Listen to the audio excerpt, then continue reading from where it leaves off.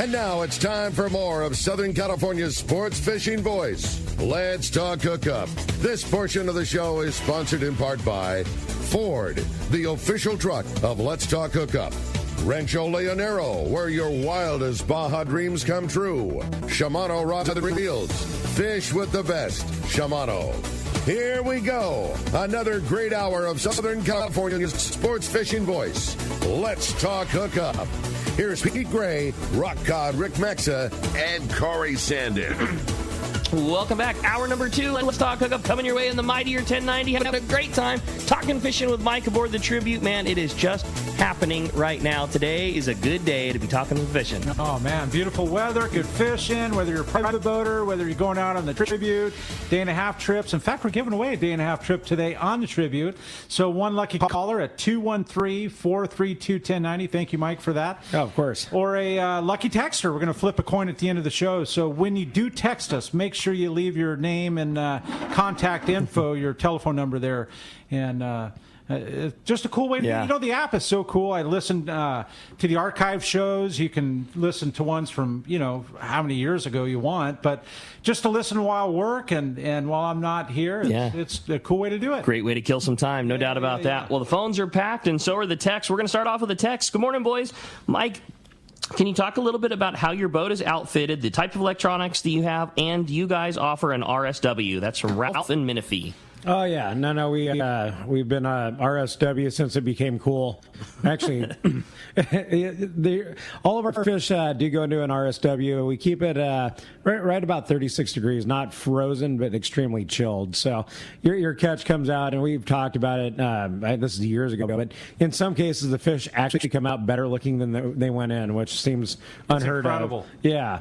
So you're ending up with, whether it's bluefin or yellowfin, sashimi grade style fish, yellowtail, the Dorado, and this looking way back, I mean, Dorado used to be kind of funky. Like they'd sit in a gunny sack all day. It was kind of like the Barracuda thing, right? They got warm. Yeah. You go to flam, they'd be falling apart and brown. It's not like that But anymore. Today? I had some Dorado tacos a couple of days ago that came off the boat, and they're phenomenal. I mean, the fish come on the boat, they get bled, tagged, and as soon as we can, we get them down in the fish hold. So they're not sitting on deck. They're not sitting in a gunny sack. They're taken care of as well as possible. As far as the boat goes, it's 80-foot Ditmar Donaldson. Very similar to you have boats like the Grande, the Searcher, the Islander, are all Ditmars. The San Diego is almost identical without the sleeping accommodations. But it's a solid wood mahogany boat. Rides very well, fishes extremely well. That's one thing Bill Poole apparently had his hand in when they were designing the boat. It's low to the water, ample amount of rail space between the rail and the house. Just definitely, it was built to fish. Like, yeah, no doubt. You see some boats that you can't get around the corner properly or around the bow. The rudders are sticking out past the transom. None of that is an issue with the boat. It's extremely user friendly, and it was designed. I mean, like I said, Bill Poole definitely had his hand in Ditmar building the boat and how it came out. It was at the time it was built in '66. It was probably one of the most fish friendly vessels around. I mean, it's made to fish. Still is. Yes, and as far as accommodations, the boat sleeps 42. We don't usually take that many. We keep our trips limited to 32. So one of the differences you see between some of the 65-foot boats that are offering limited load at 30 or 32 passengers, we have the ability to sleep way more. We just don't do it. Yeah. That gives you open bunks. If you have any kind of near back issue, we have deck level staterooms that can be very beneficial. Or if you have a family group on the boat and you don't want your 8-year-old daughter sleeping with a bunch of stinky fishermen for the first time, the staterooms are definitely available for that. And large galley seats about 20. Talking about the meals earlier, so a lot of our dinners are done in two cycles. And the way fishing's been lately, in a lot of cases, it's hard to get people off the deck to come in the galley because we're, you don't want to miss that opportunity to hook a 100 to 200 pound bluefin or whatever. But very, very comfortable boat, air conditioning. conditioning works great. Fish hold, like I said, the fish come out in most cases looking as good, if not better, than when they went in. So and you do that very well taken care of. You keep the fish at that temperature because it's preserving them, keeping them super cold, but then still you can process that fish immediately. Like you could pull that fish immediately out of the hold and fillet it right that second had you want to. Yeah, you don't have to wait for things to defrost or anything like that. No, and you don't. Once you start dipping below 32 degrees, and on longer trips, it's ideal to keep them as cold as you can without freezing them. But on these, most of our trips are 1 to 2.5 days, and they come out. You can literally go home and throw it on the grill. Like it's it's going to be in really good shape. It's not frozen. And once you freeze the fish and thaw it out, it does lose some of its texture, and it's not necessarily bad, but you want to keep it as cold as you can without freezing it, and that's just ideal. You see some of the bluefin and stuff that come out after being bled and being down in the fish hole, and we cut them, and we do try to, like I said, flay as much as we can on the boat, and especially with the processors being overwhelmed. But you take your fish home, you clean it up a little bit, you throw it on the grill, and you're good to go. And once you do like it, and I really suggest vacuum sealing your own fish when you get home. It's a lot of work, but it's so much more work. It's a ton of work. There's a reason I have the processors do it anytime I can. I can cut fish just as good as anybody else, but I would rather have somebody else do it and vacuum seal it because they're vacuum seal bags, whether it's fish processing, 5-star. They do a great job. But you go home and you take your little vacuum sealer, vacuum seal it.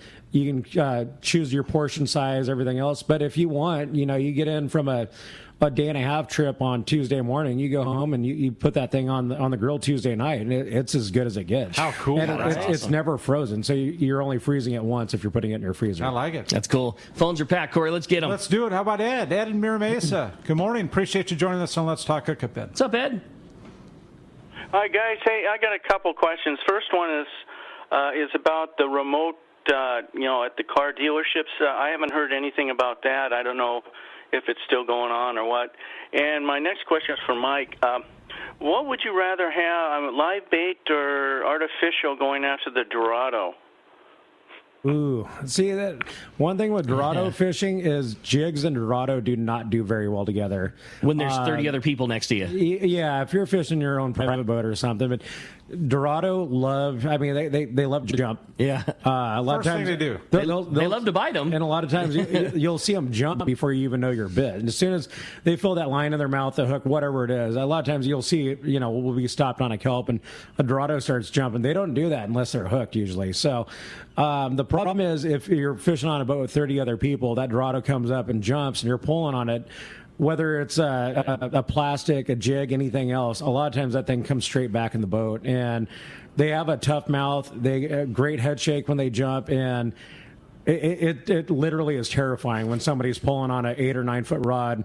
They have a heavy jig stuck in the mouth of the Dorado, and that thing starts jumping. It's like, everybody hit the deck. It's better than a 50-50 chance that thing's going to throw the hook on a jig jumping. I've been doing this for a long time, and I don't like standing next to that guy. Not cool. So definitely bait. It's one thing having a hook come back on the boat, and fishing long range is the same thing. You'd stop on Dorado or on kelps or whatever, and you're fishing wahoo. And whether they're eating a heavy jig like a Raider jig or something like that, or even having a wire leader and a Dorado are such a pain in the butt when they get on the boat. They're all muscle, man. They're big long ones. Big ones are terrifying. They beat you to death, and they shake almost everything. Whether it's it's one thing having a little teeny hook come out of it or having a jig. So I do when we have good Dorado fishing, I stress as much as I can, no jigs. Bait. Yeah. I mean, and then, I don't know, it was 8 years ago where there was some wahoo on kelps, and, you can't tell a guy not to try to catch a wahoo 10 miles from home. So, you got to deal with it then. But if it's straight Dorado kelps, we really push for no jigs. That's good. Yeah. Appreciate that. As far as the live remotes, no Ford live broadcast this year. However, we will definitely be doing some live broadcast events. I believe the next one will be at Tackle Day, which is the first Saturday in November at Fisherman's Landing. There might be one before that. Pete would be obviously the better to ask than I, but Ed will certainly make sure to get you all the dates as they come out for sure. Corey, let's jump back into the phones. How about John? John calling from Escondido. Appreciate you joining us on Let's Talk Hookup this morning. What's up, John? Hey, good morning, gentlemen. Mike, your boat's a pleasure to fish on. Great crew and stuff. Last year, my wife and I were having dinner in Palm Springs. We met a couple, and I had a fishing shirt on. So we were talking about fishing, and I'm like, hey, you know what, dude? Book a trip. I'll take you out. I got plenty of gear. And so he booked a trip on your boat, and we went out, and everything was close, and we're up on the bow. On his second drop down a wind-up, boom, he hooked a 100-pounder. And I didn't have to worry about him. Your crew took really good care of him, stuff like that. And dude had a smile from ear to ear. So thank you very much for having a great boat. And that just the meeting somebody like that and getting them on the boat, and I mean, instant friendship. So that's awesome. Nice going, John. I do have a question. Can you troll behind the boat like the Mad Maxes or the Cedar Plugs? We troll almost on every trip. I mean, there's times where if we're fishing nothing but big bluefin, or if we have the kite up, or if we're doing a flying fish behind the kite or something, we may not troll then, but almost 90% of the time while we're fishing, we have trolling rods behind the boat. And the Cedar Plug's been hot. And we over the last weekend, I think the cedar plug got bit like 10-1 on over anything else in the water. Like just a straight cedar color. Just Dorado, and I can't tell you how stupid I thought those things were when they first came out. I was working on the Pacific Eagle up out of Port Hueneme, and we're fishing for albacore. That one of the years they bit up there, like 1994, and the guy goes, "Hey, can I troll this?" And I was like, what for? Right. Yeah. Nothing's gonna bite that thing. And it turns out a plain brown normal size cedar plug is one of the hottest things you could ever put behind a boat. But when you look at them, you can understand. It's got like a surface iron marauder. It's in the water. Stick with a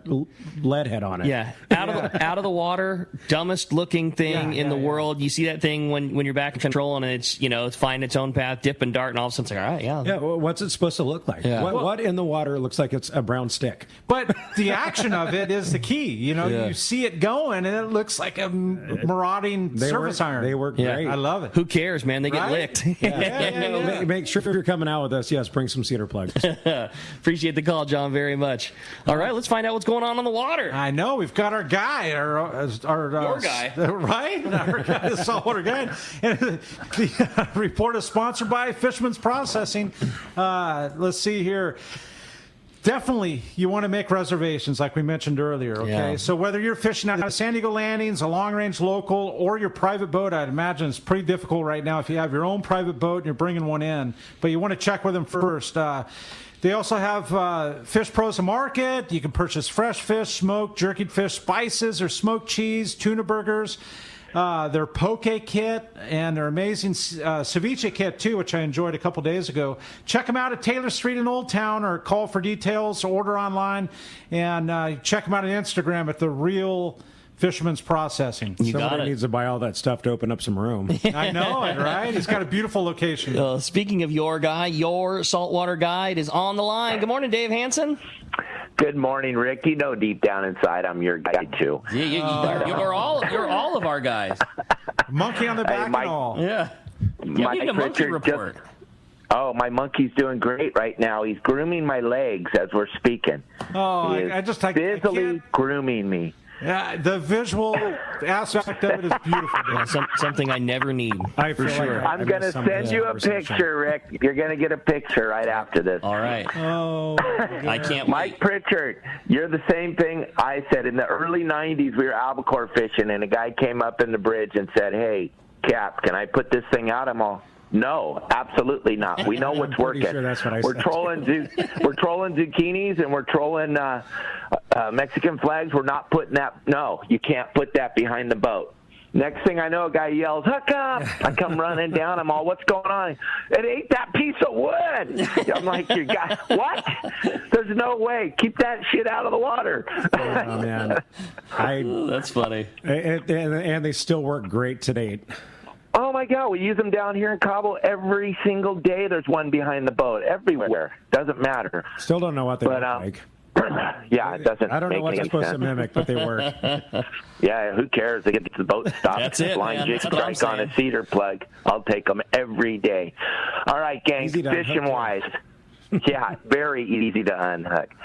Gang, it is absolutely, like Mike's been talking about, Rick and Corey, and anybody that's called in, the fishing is absolutely incredible. This Dorado thing, invasion of the Dorado along the Southern California coast, is what that's the last thing that we needed, was that to show up, and it's here now. Bait barges are packed. You got to get down. Private boaters, guys are all calling me up, telling me, "Oh my God, we can't even get a spot in the launch ramp." I'm all, yeah, what a horrible problem to have for everybody. Yeah. There is bait barge lines are long now. The fish are biting 2 miles off the beach. There's a bluefin, Dorado, yellowfin, yellowtail. Everything's in the mix right now. I know the island calicos are biting good on the island at Catalina, but, man, like I'm telling all my clients, now this is what we waited for. Leave the islands alone. Leave all that other stuff alone. Let it rest.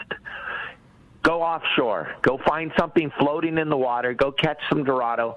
How cool is it to catch Dorado in Southern California? I mean, that's what I'm telling all my clients. Just go do it. It's even if you just get to look.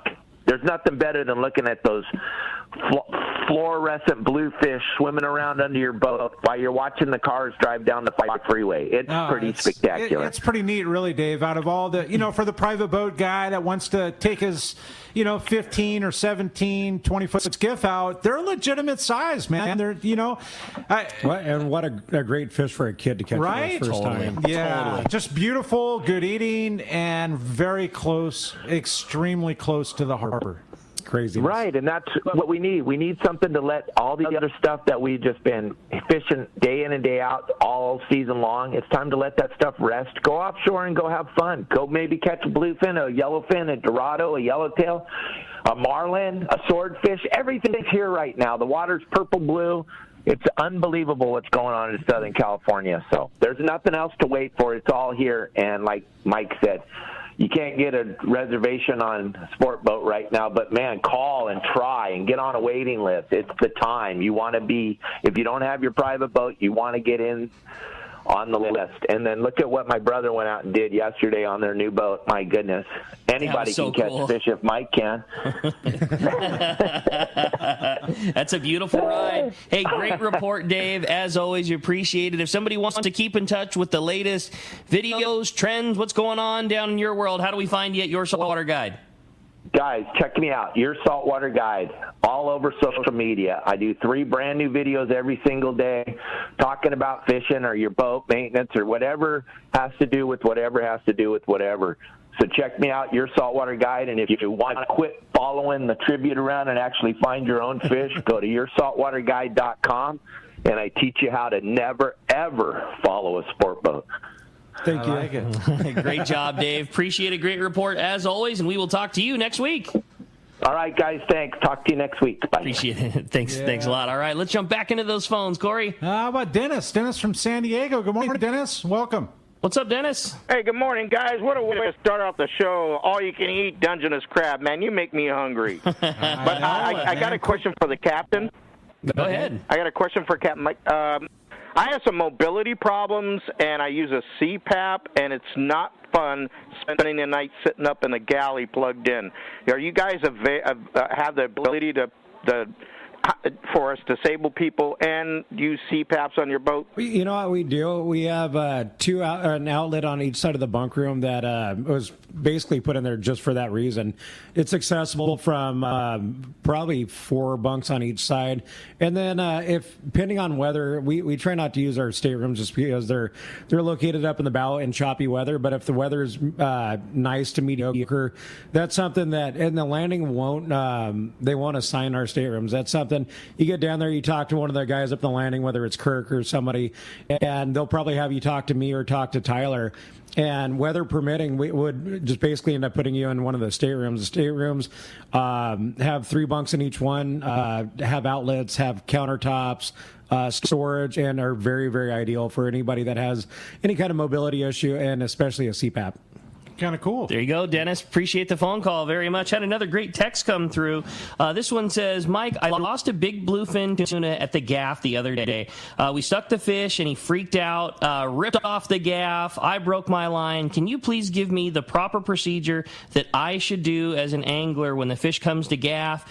Same with the crew, and then how do we deal with the fish once he's on the boat? Like dispatch-wise, so what's the procedure when you got a big one circling as an angler? Like, what do you do to maximize? You're doing the best thing for the crew members standing next to you. Yeah, no, we usually have six or seven crew members on the boat.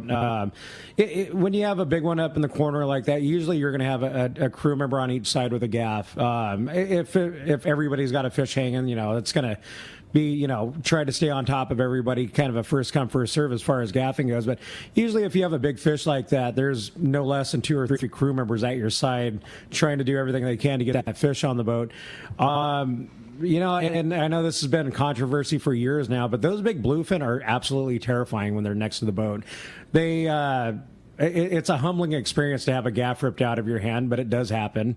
The best thing you can do as an angler, as soon as that gaff goes in the fish, you take it out of gear, put both thumbs on the spool, because if that thing does rip off or something happens, you want to be able to you don't want to break it off. You don't want to be in gear. If you're out of gear and you have your thumbs on the spool, especially with a lever drag, you can slowly push it back up into your strike position and try to get that fish back up to the boat. Once the fish is on the boat, usually one of the first things we do is bleed it. But once they're on the boat, they're usually kind of a done deal. They're it's not like a 40-pound Dorado or a big halibut where the next 2 minutes they thrash around and beat everybody up. They're usually, depending on the size of the fish, you put 2 or 3 gaffs in that thing, you get it up on the boat, and that's usually a done deal there. But when they're circling like that, especially if they're on heavy gear, I've had a gaff ripped out of my hands by a couple of big yellowfin in the past, and these big bluefin, sometimes they come to the boat, they're upright, they're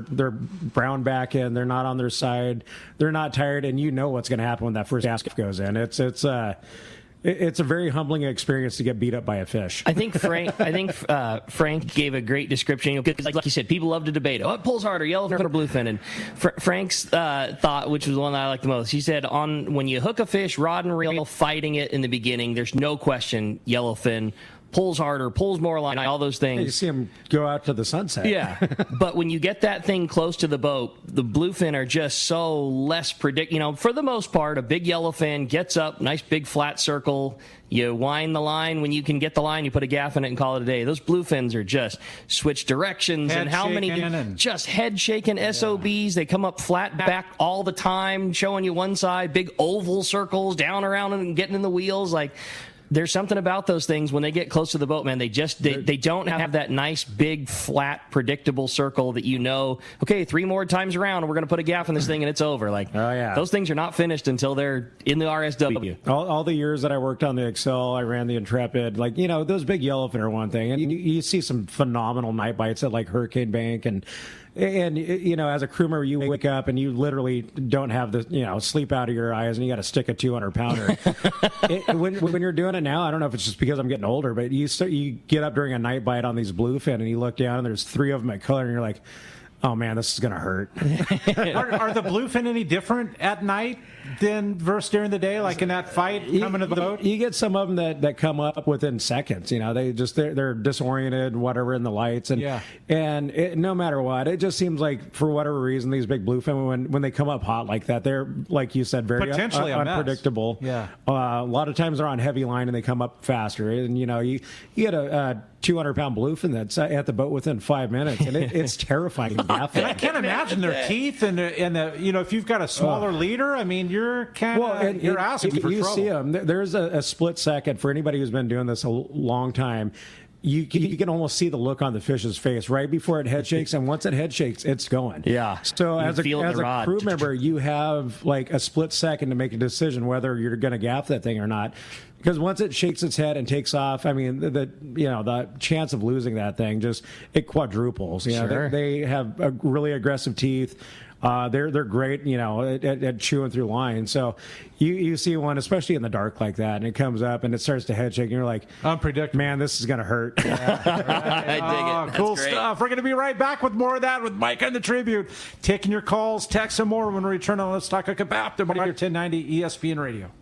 Here's John Ireland for Rancho Leonero. The ranch is unique. It's one of the few places in the world where you can still drive ATVs up the beach. We have fishing from the beach. We have dive trips that we run to Pomo in a number of different spots. Kayaking, of course, has been real big. We were one of the first hotels to introduce kayaking. The ranch is small, it's intimate. It's 34 rooms, so everyone gets to know everyone. The old saying, where everyone knows your name. Well, truly at Rancho Leonero, the employees do know pretty darn near all our guests' names. And what's even more interesting is most of the guests know each other's names. Very personal, very intimate, and a special, special environment. 2 miles of beachfront, mile on either side of the hotel. Rancho Leonero is really the last of the old-style Baja fishing resorts. 1-800-646-2252. 1-800-646-BAJA. And RanchoLeonero.com. I'll personally guarantee your best fishing experience and vacation at Rancho Leonero. On your next fishing trip, you want to maximize your catching power by using the best jigs available. That's why you need Sea Falcon. These handmade Japan brand certified lures will take your fishing and catching to the next level. All Sea Falcon jigs and plugs are hand painted in Japan, utilizing the highest level of quality and attention to detail. Gamakatsu's premium assist hooks are ideal to pair with Sea Falcon lures. From knife jigs, short jigs, poppers, and plugs, Sea Falcon lures get it done. Check SeaFalconUSA.com. The state-of-the-art long-range sport fishing vessel, the Independence, delivers the top quality, comfort, and fishability you look for in a long-range boat. Veteran captains Mark Pisano and Paul Strasser built this incredible 112-foot vessel with the most modern technology and luxurious comfort available. Once you go on the Independence, you'll be back. Call Independence Sports Fishing at 619-226-6006 or check IndependenceSportFishing.com. Top anglers know the best hooks are made by Gamakatsu. But did you know Gamakatsu also makes amazing tackle storage solutions like the G-Box 3200 reversible utility case for easy tangle-free jig storage? Check out the Gamakatsu Spring Lock Spinner. It helps give swim baits additional flash to entice those bites. Gamakatsu also makes a line of fishing pliers, clothing, and more. For the complete lineup, check Gamakatsu.com for your local tackle dealer. There's nothing more peaceful than fishing. Just me, my pole, and some bait. Oh, and my life jacket, of course. I like fish, but I don't want to end up at the bottom of the water with them. Save the ones you love. A message from California State Parks Division of Boating and Waterways. All right, welcome back to Let's Talk Hookup, man. Having such a fun time with Mike in studio, and God, talking those big fish, man. I know, it gets me fired up. Gnarly, yeah. It gets me fired up. Well, the phones are absolutely packed solid, Corey. Let's just jump right back into them. Let's do it. Robert calling from Orange. Good morning. Appreciate you joining us, Robert. So, Robert. Good morning. Yeah, I was on Mike's boat several years ago when he first got it, the Tribute, and he went down and said, hey, we're going to go long range. We're going to go long range. And I go, okay, I'm thinking to myself. And make a long story short, it was a 2-day trip, and we didn't get to the fishing grounds till 1 o'clock the next day. And I was like, wow, I wonder if this is worth it. And sure enough, we hit a cow patty, limited out on Dorado and yellowfin, and we were one of the only boats to get any Dorado or yellowfin. It was just a great trip. So moral of the story, he will go the distance. Mike will go the distance. And I have a question. Are there any Dorado in the channel between Catalina and San Pedro? It sounds like it. Yeah, I think, talking to, listening to Dave's report there, I think that there is some up that far, but I'll guarantee you out of Newport, yes. Yeah. Right? Well, he's talking about looking at the 5 freeway catching Dorado. So yeah. That if you're launching out of Oceanside, Dana Point, Newport, it is for sure up that far and very close to the harbor. And that warm water's pushing up and in there. It would not surprise me if coming right now or this week that you're going to see that for sure. Well, at the rate it's going, and it's funny because I was talking about it the other day. You start seeing some of the Ventura County boats with limits of rockfish and a 200-pound bluefin, like Sean Stewart. I was like, I remember when yellowtail up there were considered an exotic, and now, being that it's the middle of August, our water is going to continue to warm up. You're probably going to see some exotic more. Well, I don't know what's an exotic anymore. I mean, if you got 200-pound bluefin outside of Ventura County, then you're probably going to see that Dorado keep pushing up for a while. We're just getting into the stride of the warm water season. We had Chauncey from the CJ who parks right next to Sean up there on the show last weekend, and he was saying that was the same thing. It's like, well, it's kind of hard, it's been limits of sea bass fishing, but there's also bluefin outside, so kind of let the charter group decide if they want to go ridiculous. Yeah, if they want to stay on the beach and and literally chase down sonar balls of sea bass, or they want to poke offshore and go big bluefin fishing. Yeah, you see some of the little charter boats up there that have probably never seen, or maybe back in the 80s, but getting tuna blood on it, it's unreal. So cool. And some of those little six-pack operations, you can go out and knock out a limit of sea bass in the morning and go catch a bluefin. Right? Sign me up, man. Kind of hard not to like that. That sounds cool. Well, let's grab another one, Corey. How about Rich? Rich from Bradley. Good morning. Appreciate you joining us, Rich. Hey, Rich. Hey, good morning. With all this wild Dorado going on, I'm wondering, do you rig up any differently for Dorado than you would for yellowtail, and do you approach them differently, and what's your setup?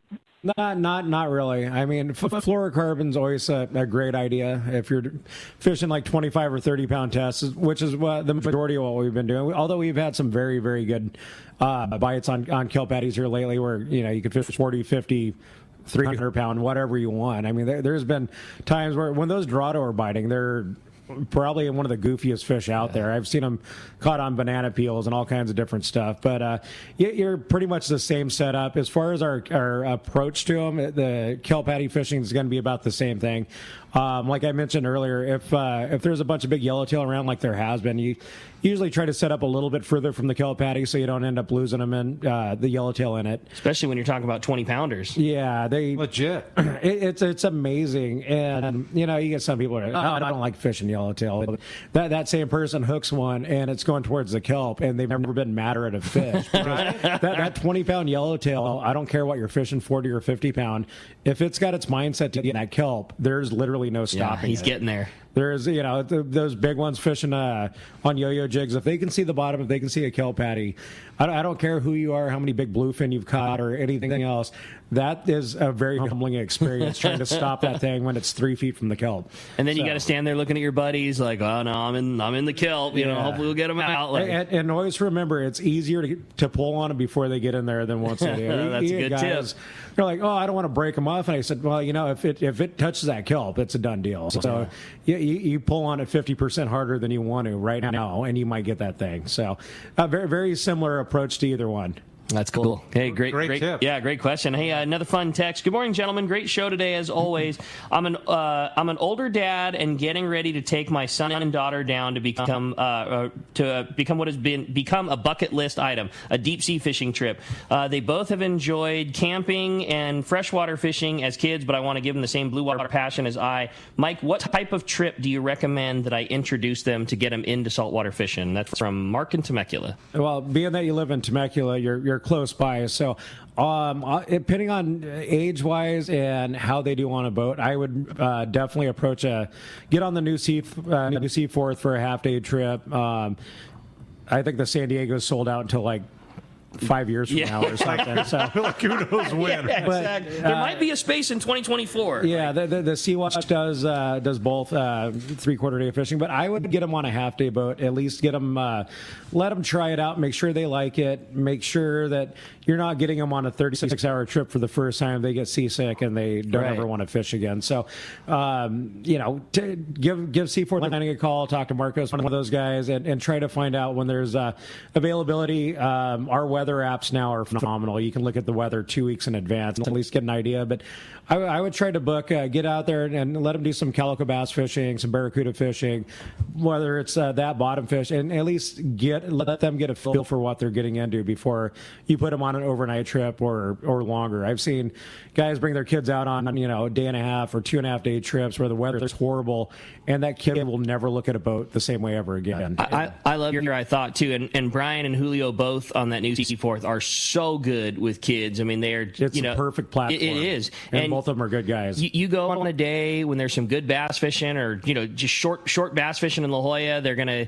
You only need to get a bait a little ways away from the boat. You could drop it with a sinker. You could put on a wham, whatever. You just know that there's lots of bites to be had, and you get on that boat with those guys. There's no way those kids aren't just having a blast. And that's what you want to do. You want to let them get a feel for it, let them get excited about and it, have a good time. Totally. Yeah. Then leave them hungry for more in the end, right? Yeah, there's that way you get that passion burn into them, and then they're going to want to go on longer trips. It's a natural kind of procession. Go to the galley, eat cheeseburgers, buy chips and Cokes and candies, and catch a bunch of fish, and then the trip over. Yep. It's perfect. Yeah, and then they want to come back. Totally. Yeah, you want to do that before you get them on an overnight trip or something, because that can absolutely ruin a kid fishing-wise for the rest of their life. And when they do decide to make that leap, I mean, you're really good with kids. You probably enjoy having them on the boat, and they're going to have a bunk. They usually catch more than everybody else. A lot of times you get kids that come on the boat, and they want to be helped, and your captain or your deckhand's going to help pin a bait on for them, and usually after a couple of times they want to do it themselves, and that's perfect. That's what you want to happen. And the kid gets off a half-day trip and he goes, well, I want to go out on a 3/4 day trip. And then, of course, spending the night on a boat for a kid who enjoys fishing is like a huge step, and they're so excited about it. And they get on the boat, and the first thing they want to do is go look at their bunk and walk around the boat, and you're like, man, this kid's hooked. That's so rad. So rad. That's awesome. Yeah. Hey, this is a fun text came through from Mario in Pasadena. Mike, I remember you from back in the Pacific Eagle Port Hueneme days. Can you talk a little bit about your fishing roots before you got to the Tribute? I grew up in Ventura County. I actually was born and raised in Fillmore, which is up by Magic Mountain, Ventura County, and moved to Ventura, I think I was 9, and my mom actually worked for a place called Pacific Currents. So they owned Ventura Sport Fishing back in the 80s, and I grew up trout fishing and everything else. So I was I think one of the first guys I ever worked for was actually Bill Kavanaugh. I think I was 9 years old. I was pinheading for him. It's where I met Pat. It's crazy. I used to have a paper route when I was 10 years old. I'd deliver papers and then go get on a boat for a day. And, now you almost got to force a kid to, put the video games down. At 17. If I missed the boat, I'd call Ventura Landing, and they'd be like, oh, Mikey, the boat's leaving in 5 minutes. I'm like, Mom, get up.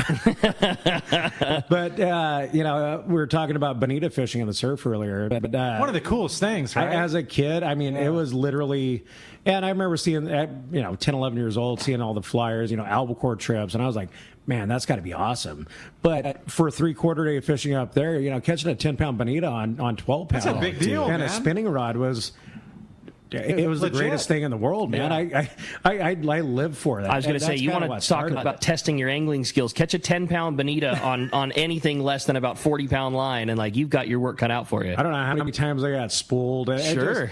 Fishing a little ugly stick and a spinning reel. But that was, fly line and an outshot. You get bit, and it's just that's what made it. That sold me forever as far as sport fishing. And we used to. Back when there was not bluefin up there, we used to fish rockcod 9 months out of the year, and that was something I really miss as well. Fishing, 600 to 1,000 feet of water, and so something you just don't see anymore. Big ganyons full of reds and cowcod and stuff. But that's kind of how all that started up there. I came down to San Diego and went to work. Actually, first for Fraker City on the Coral Sea in 1996.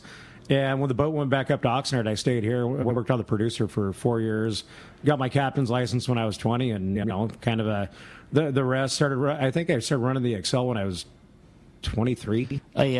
Another text had come through saying, Mike, the last albacore I caught was with you, and it was at the helm of the International Star. That's a while ago. Let's bring back some memories, right? That was the first boat I ever. So I got off the Excel and started running the International Star, I think, in 2003.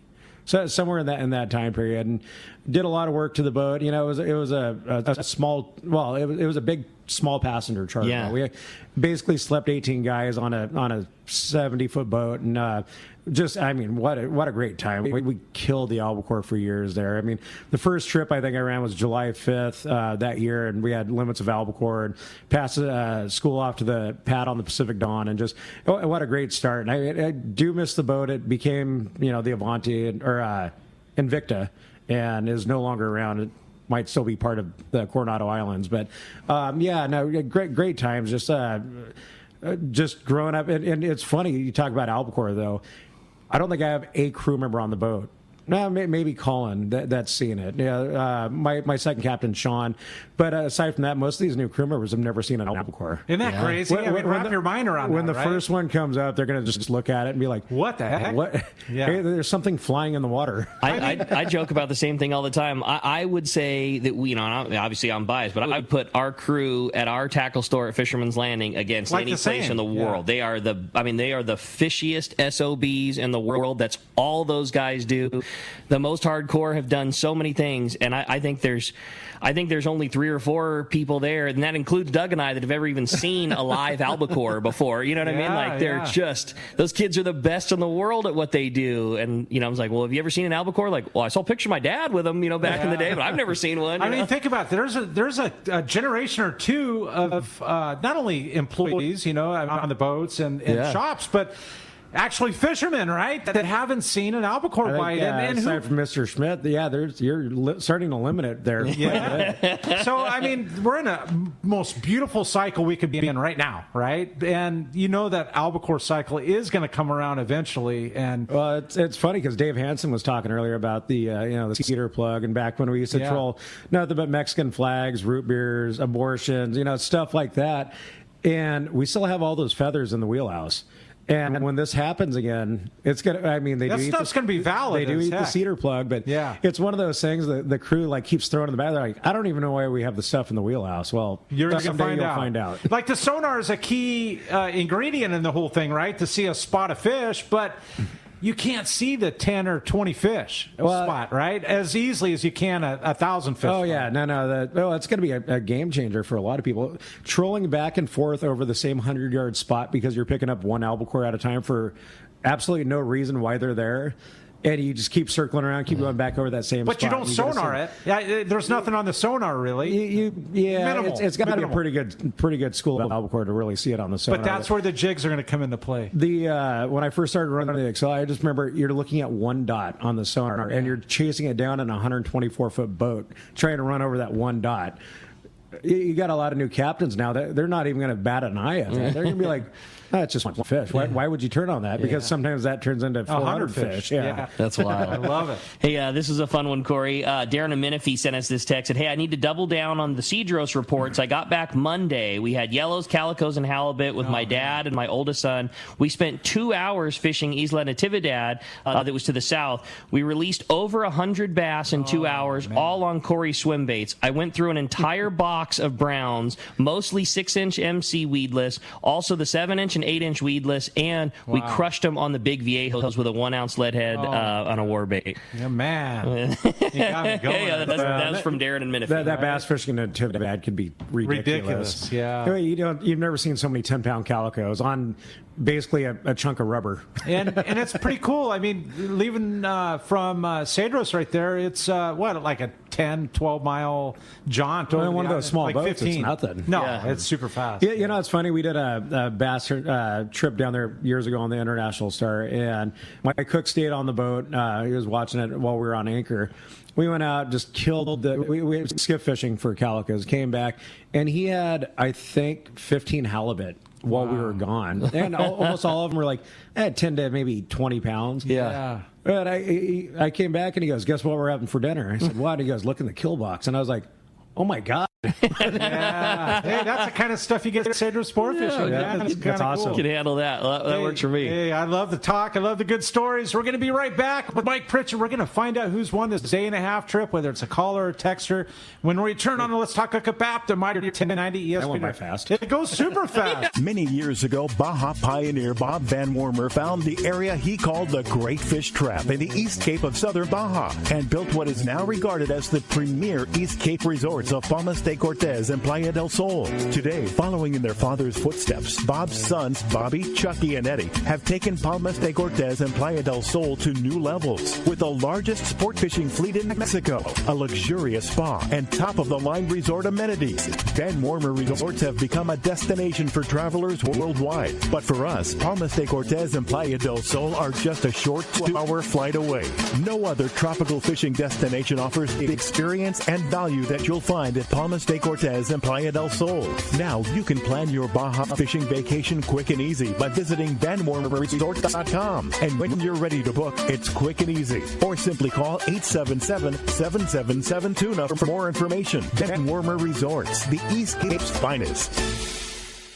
When it comes to fishing rods for saltwater, there's just one name you need to know: CalStar. Take, for example, the Graphiter series. It's a true graphite and fiberglass composite rod, the finest it's ever been built. And for anglers seeking traditional performance, durability, and quality at an affordable price, the CalStar West Coast series of rods and blanks are the ones for you. Their master craftsmen bring decades of rod building experience to every rod they make. So if you want your fishing rods to be truly state-of-the-art, I always recommend CalStar at fine tackle stores everywhere. It's time for the Power Pro 30-second seminar. I like catching big fish, and I like smaller reels, too. How do I make sure that I have the capacity to land the big one? I fill my reels with Power Pro Max Quattro. It's 25% thinner than standard Power Pro, so you get more line on that small reel. Power Pro has a complete series of highly effective lines, including the brand new Power Pro Depth Hunter Offshore, with different colors every 100 feet. Perfect for flatfall fishing. Want to learn more? Check PowerPro.com. Here's the hot tip on the best fishing LA has to offer: 22nd Street Landing Sport Fishing in San Pedro. They are home to LA's finest open party fleet, including overnight on the Freedom, Catalina Freelance on the Pursuit, half-day trips on the Monte Carlo, and 3/4-day trips on the Sea Angler. For your own private charter, we have the Outrider and Trueline available. There's always plenty of free parking and a fully stocked tackle store. 22nd Street Landing Sport Fishing in San Pedro. Call 310-832-8304 or on the web at 22ndstreet.com. All right. Back to Let's Talk Hookup. Yeah, right? We've had such a fun show, but there's only going to be one lucky winner. Mike's going to flip the coin. Okay, we're going to find out the winner of it's a really fancy coin. The caller or texter. It's a caller. Hey. Am I right? That's it, man. That's the C. And that's going to be Dennis. Dennis in San Diego. You're going to go out on a day-and-a-half trip on the Tribute. Totally stoked, and you're going to have a good time for sure. Very nice. Yeah. Congratulations, Dennis. Yeah, you're going to absolutely love it. A great trip. Mike, crazy. We joked about it, like how fast 2 hours can blow by. Had a great time. So much cool fishing going on in the Tribute. I know it's busy. You guys are booked for a reason. That's what we were talking about. But give us another rundown on that first responders trip for your Cal Fire buddies putting together, and then other sponsor trips. How do we go fishing with you? I want to go. I'm in it, man. I'm in on everything. So, Luke Withers, Cal Fire, is doing a trip. It's August 23rd and 24th. There is about 4 or 5 spots open on it. I was just talking to him about it yesterday. Best thing to do is probably email or text me, 619-246-3114. I almost gave the landing's number. The landing will not know anything about it. It's a private charter. But that is trying to be limited to first responders, Cal Fire, or something like that. Trying to keep it all together. And there's definitely going to be some perks as far as pizza port, beer, and stuff like that on the trip. So aside from that, August 30th, I think, is our next available trip, which is awesome. That's so cool. Yeah, you're looking at the end of the month here for any kind of spots. And September, we used to try to put our schedule up about a month in advance. We're taking advantage of the best fishing available, but it's become such a high demand. And Andrew running the Pacifica, it's the same thing. We're starting to book up so much further in advance. We did put up September and October schedule just recently. So probably some of the best fishing time of the year, September, October, November.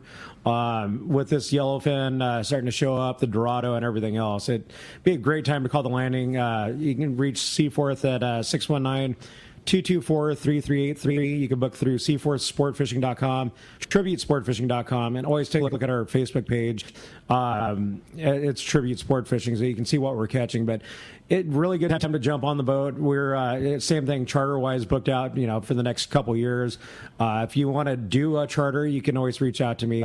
Same thing with tributesportfishing.com, and we're in the middle of a 2.5-day charter right now, and you'll always let us, if a guy knows, hey, I want to book, first right of refusal, but as soon as the opportunity comes up, if a guy comes to you now and says, I want to charter the boat, here's a floating deposit, you'll find a spot for him. Yeah, we've slowly got rid of some of our sponsored trips. We have great sponsors, whether it's Akuma, Seeker, Pizza Port, are you kidding me? Awesome. No doubt about it. One more time, shoot us a number, Mike, if somebody wants to take advantage. 619-224-3383 at Seaforth Landing.